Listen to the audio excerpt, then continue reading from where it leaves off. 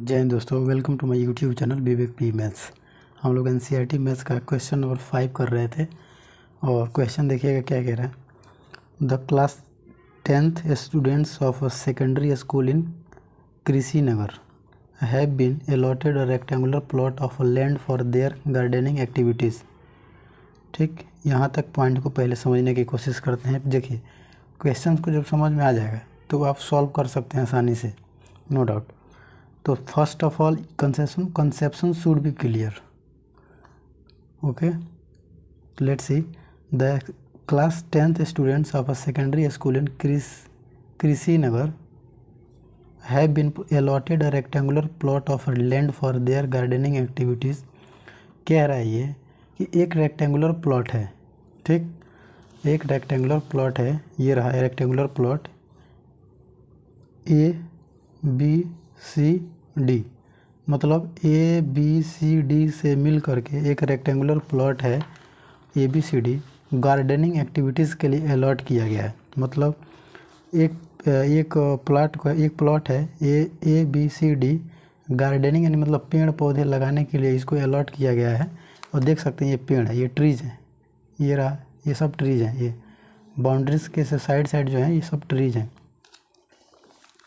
तो कह रहा है कि क्वेश्चन में एक रेक्टेंगुलर प्लॉट है जो कि ABCD इसको ये प्लॉटिंग किया गया है ट्रीज उरीज लगाने के लिए, पेड़ पौधे लगाने के लिए। तो आगे देखिएगा, कह रहा है कि सैम्पलिंग ऑफ गुलमोहर, ये रहा, sampling of gulmohar are planted on the boundary at a distance of 1 metre from each other.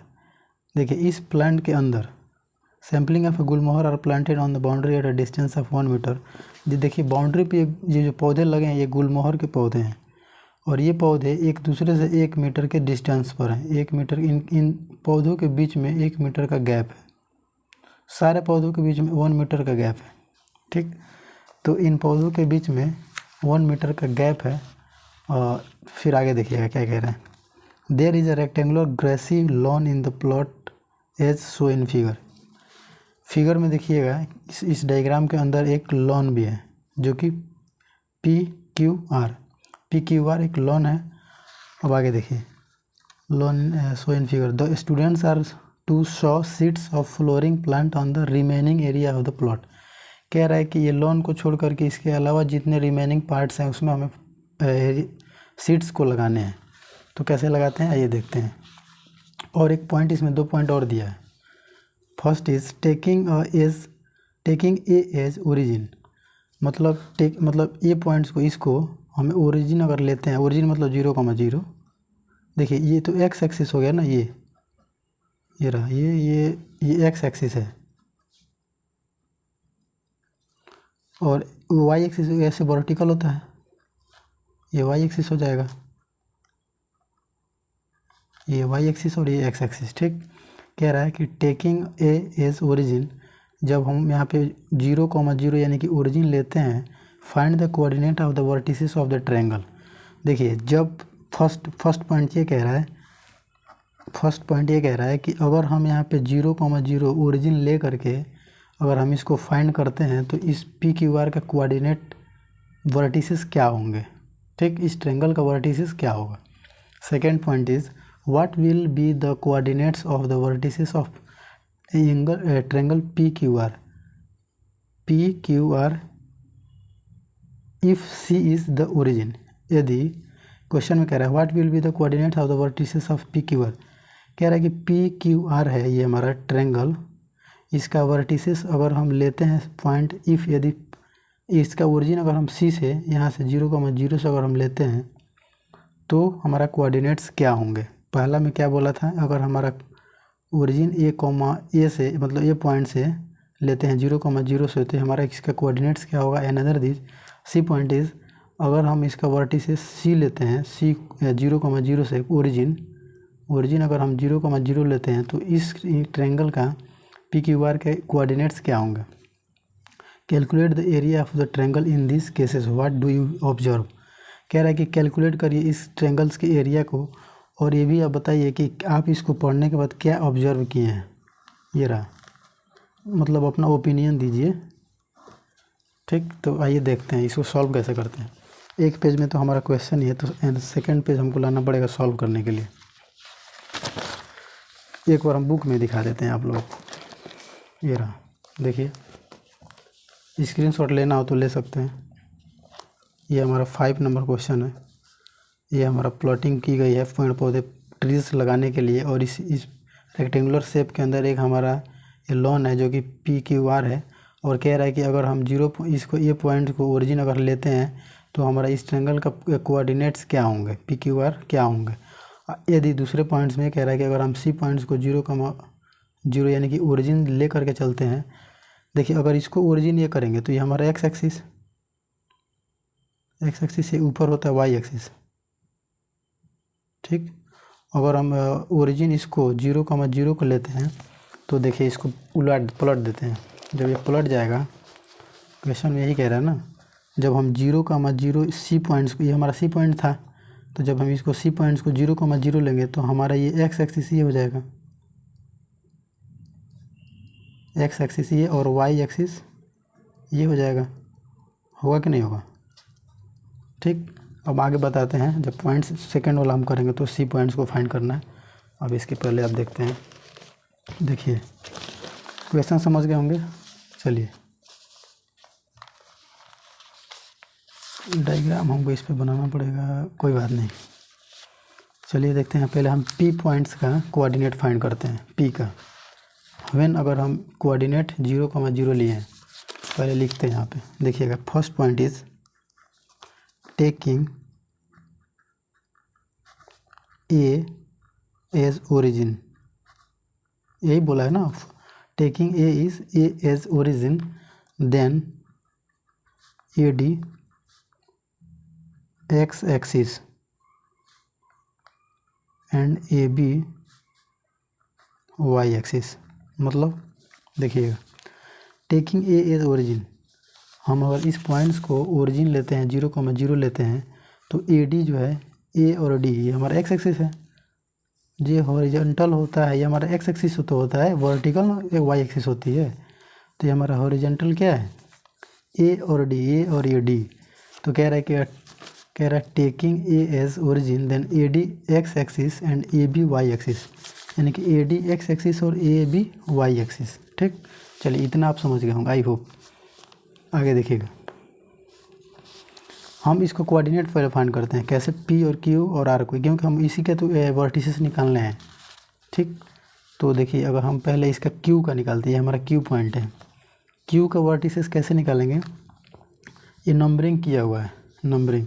देखिए इसका कॉर्नर किसके लाइन में मिड में आता है, यहाँ से नंबरिंग करते हैं 1 2 3, एक्स एक्सिस पे 1 2 3, और 3 के ऊपर ही ये हमारा कॉर्नर दिख रहा है। इसका मतलब ये फर्स्ट इज x हो जाएगा, यानी कि जो x हो जाएगा, x और y होता है, यहाँ पे x और y ही तो होता है, तो x हमारा 3 हो गया। अब y हम फाइंड करते हैं। y कैसे फाइंड करेंगे? y के लिए हमको वर्टिकल जाना पड़ेगा, ओपनिंग अपवर्ड, ऊपर की तरफ जाना पड़ेगा, क्योंकि ये वो जो वर्टिकल होता है हमारा y एक्सिस होता है। हमने यहाँ पे लिखा भी है y एक्सिस, और ये x एक्सिस। तो हॉरिजॉन्टल पे x एक्सिस पे हमने 3 फाइंड किया। क्यों? क्योंकि इस ट्रायंगल के सीध में देखिएगा, मिड में 1 2 3 के ऊपर ये दिया है। इसका मतलब ये 3 हमारा x हो जाएगा और y हो जाएगा ये। यहाँ से काउंट करते हैं 1 2, तो देखिए सिर्फ 2 के ही लाइन में ये पॉइंट्स मिल रहा है, तो यानी कि 3,2 ये हो जाएगा हमारा Q पॉइंट। ठीक, अब हम Q हो गया, हम P फाइंड करते हैं। अब देखिए P के लिए हमको क्या करना पड़ेगा? P के लिए अब हम पहले x एक्सिस पे चलते हैं। किस नंबर के मिड में है ये, यानी कि 1 2 3 4, रेड पेन से दिखा रहे हैं 1 2 3 4, यानी कि ये देखिए यहाँ पे 4। तो ये पहला तो हमारा पता चल गया, x जो होगा ये 4 होगा। और y कैसे फाइंड करेंगे? y के लिए हम पता करेंगे ये जो कॉर्नर है ये किस मिड में है, किस लाइन में मैच कर रहा है। तो यानी कि 6 पे कर रहा है, 6 पे ही तो है। ये देखिए 5 6 1 2 3 4 5 6, तो यानी कि ये हमारा y जो है जाएगा 6 4,6। अब हम r फाइंड करते हैं। r कैसे फाइंड करेंगे? r फाइंड करने के लिए हमको पहले देखना होगा x एक्सिस पे यानी कि एक्स और वाई, पहले first is x second is y. तो फर्स्ट इज एक्स, तो एक्स हमारा किस पॉइंट में है, ठीक। हम इसको थोड़ा दूर दूर बना दिए हैं। इसमें देखिए, चलिए यहीं पे देख लीजिए, ये हमारा 1, ये 1 2 3 4 5 6, 6 हमारा ये है, ठीक, 6 है ना ये, तो 6 है। तो इस पता, एक तो पता चल गया कि हमारा एक्स जो है 6 होगा। और वाई के लिए कैसे पता करेंगे, इसके मिड में देखिएगा कौन सा डिजिट आ रहा है, ये रहा 5 आ रहा है, यानी कि वाई हमारा 5, यानी कि 6,5। यहाँ देख लीजिए बुक में क्या कह रहा है, हमें पी पॉइंट को फाइंड करना था, नहीं सॉरी, एक्स क्यू को फाइंड करना है। तो यहाँ से काउंट करते हैं किस नंबरिंग पे ये क्यू आ रहा है, 1 2 3 यहाँ पे आ रहा है, यानी कि इस कॉर्नर के मिड में आ रहा है, यानी कि हमारा 3 हो जाएगा एक्स सॉरी, और एक्स एक्सिस पे ये 3 हो जाएगा, और वाई एक्सिस पे हम इसको काउंट करते हैं 1 2, यानी कि ये 2 पर आ रहा है, यानी कि ये हमारा 2 हो जाएगा।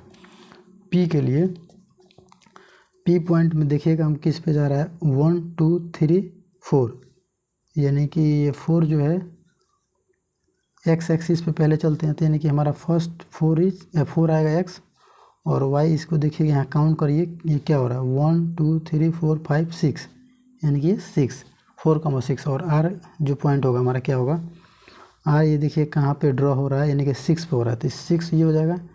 और आर के लिए यहाँ पे ई जा रहा है ये, ठीक, क्योंकि ये मैच देखिए मिल जा रहा है, ये पॉइंट कॉर्नर जो है मिल जा रही है। तो यहाँ से काउंट कर लेंगे कि ये कहाँ से कितने डिजिट पे मिला है, 1 2 3 4 5, यानी कि 6,5। ये हमारा कुप फाइंड हो गया। फर्स्ट ये वाला बताते हैं सॉरी, ये वाला जो है हम क्लियर कर दिए यहाँ पे। अब इसको सॉल्व करते हैं, कैसे सॉल्व करेंगे, हम पूरा पॉइंट्स हमने फाइंड कर दिया है। चलिए यहाँ भी एक बार हम डायग्राम अंदर वाला बनाते हैं, छोड़िए यहीं देखते हैं। पी क्यू आर हमको कोऑर्डिनेट फाइंड करने हैं,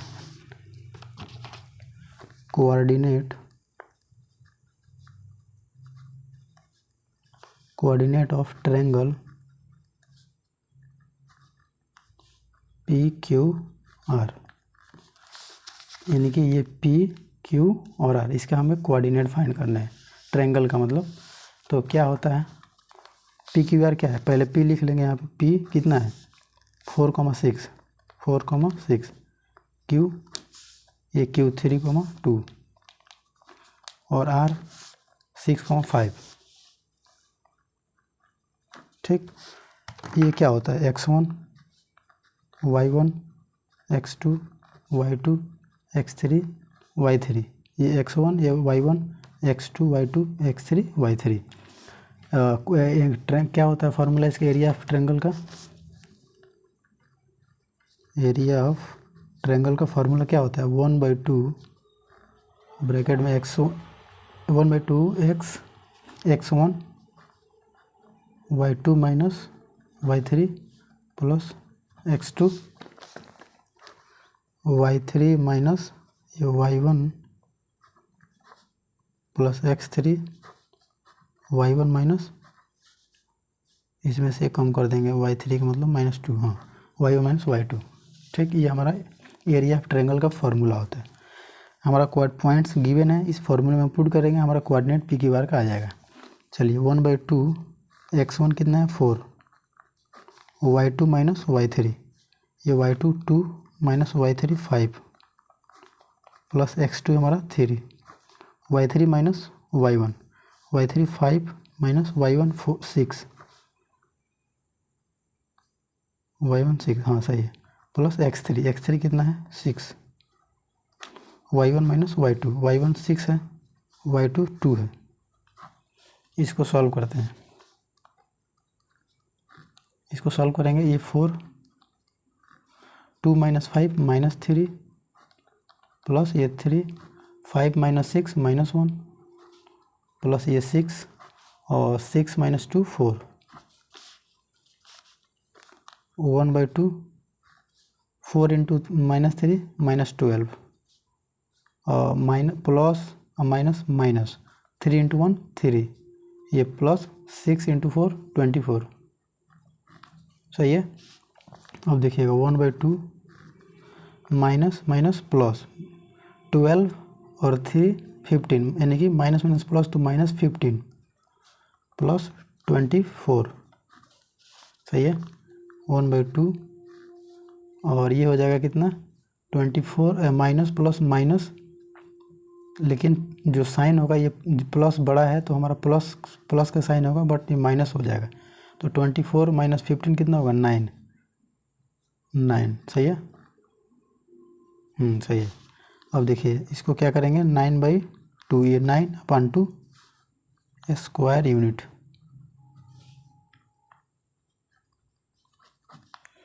ये हमारा आ गया। एक बार देख लीजिए आप इसको ध्यान से कैसे हमने किए हैं। चाहे तो आप लोग स्क्रीनशॉट भी ले सकते हैं if you want, otherwise mention not. ठीक है, देख लिए। चलिए अब हम फर्स्ट पॉइंट हमने यहाँ पे सॉल्व कर दिया है, ये वाला देखिए फर्स्ट। सेकंड पॉइंट क्या कह रहा था,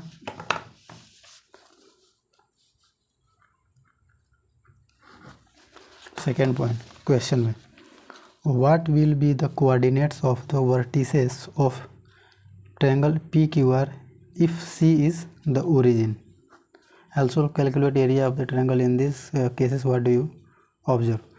कह रहा है कि what will be the coordinates of the vertices of triangle PQR if C is the origin? क्या होगा ट्रायंगल मेरा जो उसका क्या होगा वर्टिसेस जब हम ओरिजिन हम C लेते हैं, तो यानी कि हम इसका जो है ओरिजिन C लेंगे तो क्या होगा। डायग्राम में देखिएगा, हम बुक में दिखाते हैं। अगर हम इसको C लेते हैं, इस पॉइंट्स को, तो इसको हम प्लॉट देते हैं, प्लॉट के दिखाएंगे तो ज़्यादा सही आएगा, समझ में आएगा। देखिएगा अगर हम इसको हम ओरिजिन लेकर के इसका कोऑर्डिनेट्स फाइंड करते हैं तो क्या होगा, यानी कि C पॉइंट इज 0,0। हमारा ये एक्स एक्सिस लिखा हूँ, पहले बता रहा था मैं, अभी थोड़ी देर पहले मैं बताया है, ये एक्स एक्सिस ये वाई एक्सिस। तो हम पहले इसका कोऑर्डिनेट्स फाइंड करते हैं P का। ठीक, तो P का कोऑर्डिनेट्स यहाँ पे लिख लेते हैं। रुक जाइए एक सेकंड। P का कोऑर्डिनेट्स ये रहा P। तो P के लिए हम पहले एक्स एक्सिस पे चलते हैं, कितने नंबर पे ये P हमारा मिड जो है मिल रहा है, यहीं पे मिल रहा है, यहीं पे देखिए 1 2 3 4 5 6 7 8 9 10 11 12, यानी कि जो हमारा P है ये x तो मान लीजिए 12 आ गया। अब एक्स एक्सिस पे हमने चल दिया, परपेंडिकुलर वाई एक्सिस पे चलेंगे तो यानी कि 1 2, एक कॉर्नर 2 पे मिल रहा है, यानी कि y जो है 12,2। तो हमारे यहाँ पे हम लिख लेते हैं P पॉइंट इज 12,2। अब हमारा क्या है PQ, ये रहा Q के लिए पहले एक्स एक्सिस पे चलते हैं, इसका मिड कहाँ पे मिल रहा है देखिएगा, ये यहाँ पे 1 2 3 4 5 6 7 8 9 10 11 12 13 पे ये मिल रहा है ना। हाँ, Q पॉइंट हमारा 13 पे मिल रहा है x, तो हम यहाँ पे 13 लिख देंगे। तो हम x एक्सिस पे चले, अब y एक्सिस पे चलेंगे Q के लिए, तो y एक्सिस मान लीजिए x एक्सिस ये, y एक्सिस ये Q के लिए।